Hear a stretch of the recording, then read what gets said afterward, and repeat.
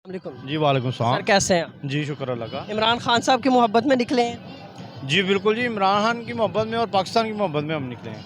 पाकिस्तान की मोहब्बत में, अपने आने वाली नस्लों के लिए। जी बिल्कुल, अपने आने वाली नस्लों के लिए और अपना मुस्तकबिल भी बेहतर बनाने के लिए ये जो निज़ाम है उसको उसमें कोई बेहतरी आए ताकि आम आदमी जो है ना वो अपने आप को महफूज तस्लीम कर सके। अस्सलाम वालेकुम सर, वालेकुम सलाम। कैसे हैं आप? अल्लाह का शुक्र क्या है। कहना चाहेंगे, इस वक्त इमरान खान साहब पहुंचने वाले हैं यहाँ पे, इंतज़ार में हैं आप लोग? जी जी बिल्कुल, इंशाल्लाह पूरी कौम उनका बेताबी से इंतज़ार कर रही है, यहाँ पे भी और वज़ारत उज़्मा की कुर्सी के लिए भी। और हो सकता है कि इस दफ़ा प्रेसिडेंट आ जाएं और इंशाल्लाह मेरे अल्लाह ने चाहा तो वो वक्त दूर नहीं कि मुल्क से करप्शन का ख़ात्मा करेंगे। और आप देखेंगे कि जो इस वक्त हालात इन्होंने पैदा कर दिए हैं, इंशाल्लाह बिल्कुल ठीक करेगा। खान जो है ना उसके लिए तो हमारी जान भी हाज़िर है। 23 तारीख को मुझे उठा के ले गए थे मेरे दोस्तों को, इन्होंने डंडे खाए, इन्होंने मारे खाई और मैं तो नारोवाल जेल में था। लेकिन हमें अपनी जान की बाजी भी लगानी पड़ी इसके लिए। तो इंशाल्लाह हम नहीं घबराएंगे, पीछे नहीं हटेंगे। अब कौम वो नहीं रही, अब कौम जाग चुकी है। आप भी देख रहे हैं, आप करते होंगे और भी लोगों के इंटरव्यूज़, और आपको पता चल गया कि अब लोगों को अवेयरनेस ऐसी दे दी है खान ने कि अब रुकने वाला काम नहीं है। अब इंशाल्लाह आप देखेंगे कि बिल्कुल क्लियर मामला करना है, करप्शन जड़ों से ख़त्म करनी है और इनसे वसूली करनी है। और जो इन्होंने 72-75 सालों में जुल्म किया है इस कौम के साथ, उसका हिसाब लेना है। इस वक्त तो आवाम का ये कहना है कि पंजाब में तो नून लीग ख़त्म हो चुकी है, और लोग, कल भी मैंने यहाँ कवरेज की, लोगों का ये कहना था कि अब सिंध की बारी है, अब पीटीआई सिंध में भी अच्छी सीटें लेगी और सिंध से भी पीपल पार्टी का भी खात्मा करने के लिए आई है। इस बारे में क्या ख्याल है आपका? इंशाल्लाह बिल्कुल आपने सही कहा है। हमने सिर्फ सिंध में नहीं, हमने पूरे पाकिस्तान में करप्शन का खात्मा करना है। ये पाकिस्तान में तो खैर ओवरऑल मतलब केपीके और पंजाब तो अब पीटीआई के हाथों में आ चुका है, लेकिन पीपल पार्टी हुई दीवारें हैं। बस आप देखें, इंशाल्लाह आने वाले 6 माह में इंशाल्लाह बिल्कुल सफाया हो जाएगा। सिंध हो, पंजाब हो, केपीके हो, बलोचिस्तान हो, कश्मीर हो, किसी भी जगह जो है ना आपको नज़र आ जाएगा कि खान इस कौम को वो चीज़ दे के जा रहा है कि अल्लाह ना करे कभी खान ना भी हुआ तो ये कौम जो है ना बाद में इस मुल्क को संभाल लेगी। आपकी मईशत इतनी मजबूत कर जाएगा कि आपकी आने वाली नस्लें, हमारी आने वाली नस्लें इंशाल्लाह इसे याद करेंगी। ऐसा लीडर आया ही नहीं पाकिस्तान बनने से लेके आज तक। ऐसा लीडर आपने भी नहीं देखा होगा, मैंने भी नहीं देखा, किसी ने भी नहीं देखा कि जो इस कौम को बना रहा है। हमें ये सड़कें, ये रोड, जो कुछ ये सिर्फ करप्शन के लिए करते हैं। जब कौम बन जाती है तो ये मामूली काम है, रोड बनने, अपना ये पुल बनने और बाकी चीज़ें। ये तो करप्शन को जायज़ करार देना चाह रहे थे। अगर खान ना आता तो शायद ये उसको, आपने सुना होगा हमजा का जो वो बच्चों के स्कूल में इंटरव्यू को, उसने कहा करप्शन होती है, ये कोई ऐसी बात नहीं। इसी तरह शहबाज शरीफ ने कहा कि करप्शन कोई मामला नहीं है, करप्शन होती है। क्यों होती है? बिल्कुल नहीं हमें मंजूर करप्शन। मैं करूं, आप करें, कोई भी करे, करप्शन इस मुल्क का सबसे बड़ा जुर्म होना चाहिए। इसकी सज़ा मौत होनी चाहिए, जिस तरह के चाइना में है। और चाइना देख लें इस वक्त दुनिया में किस जगह पे गया। सर ये जो है ना सड़कें बनाना, ये चीज़ें, ये तो बाद की बात है। पहले तो लोग जो है भूख से मर रहे हैं। प्रैक्टिकली अगर आप रात के वक्त जाएँ तो यहाँ इस एरिया में लोग भूखे सोए होते हैं। लक्ष्मी चौक चले जाएँ तो यही हाल होता है। तो पहले तो भूख है, लोगों को खाना नहीं मिल रहा 2 वक्त का, और मोटरवे बन रही है, ये मेट्रो के प्रोजेक्ट, ऑरेंज ट्रेन, ये तो बाद की बातें हैं। ये तो काफ़ी दूर रह जाती है कि जब भूख होती है तो सबसे पहले मुल्क से भूख ख़त्म की जाती है, ठीक है। और आने वाली नस्लों के बारे में सोचा जाता है, मुस्तकबिल को देखा जाता है कि आने वाले जो हमारी नई नस्ल है उसका मुस्तकबिल क्या है। जी, आप बिल्कुल ठीक कह रहे हैं। आपने कहा कि लोग भूखे सोए होते हैं। इसी सिलसिले में खान साहब ने अपने मुख्तसर से दौर में आपने देखा लंगर खाने कायम कर दिए। और मैं कहता हूँ कि वाहिद लीडर आया जिसने आपके खाने से लेके आपके पासपोर्ट की वैल्यू तक बना रहा था। वो इन उल्लू के पट्टों ने अमेरिका के साथ मिलके उन्हें जो है ना ये चीज़ हज़म नहीं होती कि पाकिस्तान तरक्की करे। पाकिस्तान का एटमी प्रोग्राम उन्हें चुभता है। पाकिस्तान में जो लोग जो भी स्किल्ड हैं और जो काबिल लोग हैं, क्यों बाहर भाग रहे हैं? क्योंकि इन्हें यहाँ पे मुस्तकबिल नज़र नहीं आता। ये सब कुछ लूट के ये चाह रहे हैं कि बस जो है ना ये ताजा माजा सब रले हुए हैं और ये चाहते हैं कि हम दुनिया के टॉप रैंकिंग में आएँ अमीर लोगों की। इनकी कोशिश ये है और हमारा खान चाह रहा है कि पाकिस्तान उस रैंकिंग में आए कि पूरी दुनिया के ऊपर जो है ना नंबर 1 आए। नंबर 1 और इनकी सोच में बहुत ज़्यादा फ़र्क है। और खान साहब के लिए जान हाज़िर है, मेरे बच्चे हाज़िर हैं, मेरी नस्लें हाज़िर हैं, उनके लिए जान भी देनी पड़ी। इसी तरह सब दोस्तों का हमारा जज्बा है। और ये जो आप मेरे साथ भाई खड़े हैं, इन सब ने 25 वाले दिन मारे खाई हैं डंडे। मैं तो खैर जेल में था, मुझे तो इन्होंने फैसल शहीद के घर से गिरफ़्तार किया था। मेरे साथ आदिल चौधरी था लड़का, और इन्होंने दरवाज़े तोड़ के उसकी बेवा को भी बहुत बदतमीज़ी की। मलक निसार SHO था, और वहाँ से चोरी भी करके लेके गए सामान भी। और जो कुछ उस दिन इन्होंने उस दिन जुल्म किया, उसका हिसाब लेने का वक्त आ गया। और मैं, अगर कोई हमारे लीडरान सुन रहे हैं हमारा इंटरव्यू, अगर उनके पास जाए तो इन्हें माफ़ नहीं करना। इनसे हर चीज़ का हिसाब ले, जो जुल्म उस दिन किया है, जो शेलिंग की है, जो डंडे मारे हैं, जो लोगों के दरवाज़े तोड़ के अंदर गए हैं। 3 दरवाज़े तोड़ के हमें गिरफ़्तार किया। मेरे घर में रेटें हो रही थी, और वो आदिल के घर में भी रेटें हो रही थी। हम फैसल के घर में जाके छुप गए।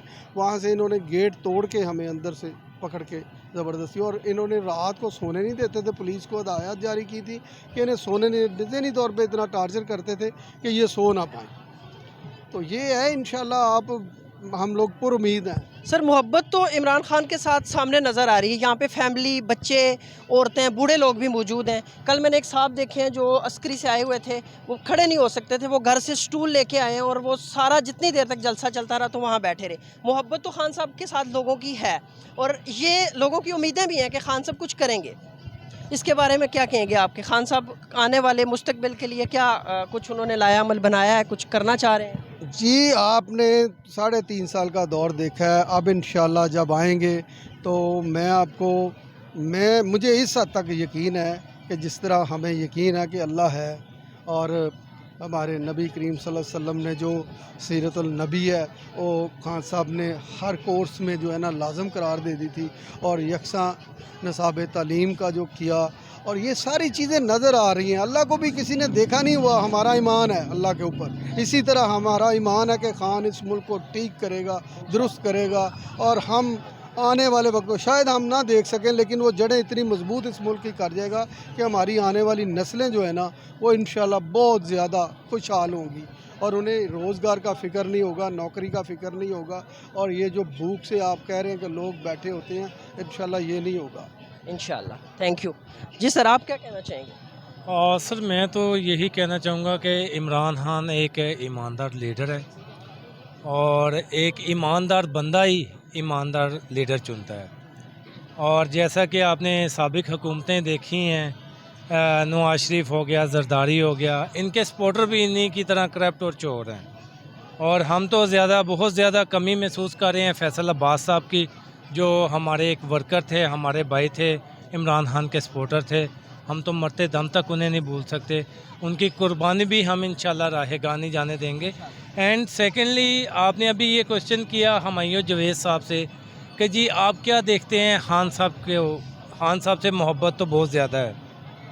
अब यहाँ से देखें, आज तक 40 साल इन चोरों की हुकूमत रही है। इन्होंने आज तक कभी किसी गरीब का भला नहीं चाहा। हमेशा महंगाई करके इन्होंने अपनी जेबें गर्म की हैं, अपने अकाउंट्स वो तरोताज़ा किए हैं, बढ़ाए हैं। यहाँ से मनी लॉन्ड्रिंग की है, मनी लॉन्ड्रिंग करके ये बाहर के मुल्क ले गए हैं। तो इमरान खान ने क्या किया? 3.5 साल की हुकूमत में सबसे पहले उसने लंगर खाना खोला। उसके बाद उसने रिहाइश गाह खोली कि जो लोग ग्राउंडों में, फुटपाथों पे सोते हैं, उनके लिए एक अलग रिहाइश पजीर की। उसके अलावा कोविड आ गया। कोविड अल्लाह पाक की तरफ से आया, और उस दौरान कारोबार बिल्कुल बंद हो गए थे।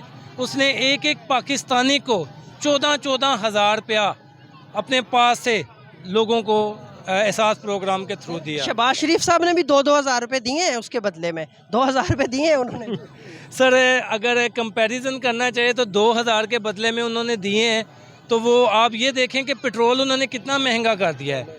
2,000 रुपये में तो मैं कहता हूँ कि मुश्किल है कि बंदा 3 से 4 दिन अगर बाइक में पेट्रोल डलवा लें, या 2,000 रुपये में महीने का कोई राशन आ जाए, एक दिन का आ जाए, तो ये आप खुद ही कंपैरिजन कर सकते हैं।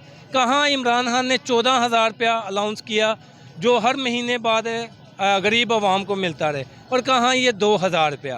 वो देखा जाए तो अगर तीन लोग एक वक्त की खाना खाते हैं किसी थोड़े से अच्छे होटल में तो 2000 तो उसका बिल बन जाता है। हाँ जी, तो आपकी बात ठीक है। हाँ जी। लेकिन शहबाज शरीफ साहब ये कह रहे हैं और मरियम औरंगजेब साहिबा उनका ये कहना था कि हम तो 2000 दे रहे हैं। इस तरह से वो कह रहे थे कि शायद वो 2 लाख दे रहे हैं।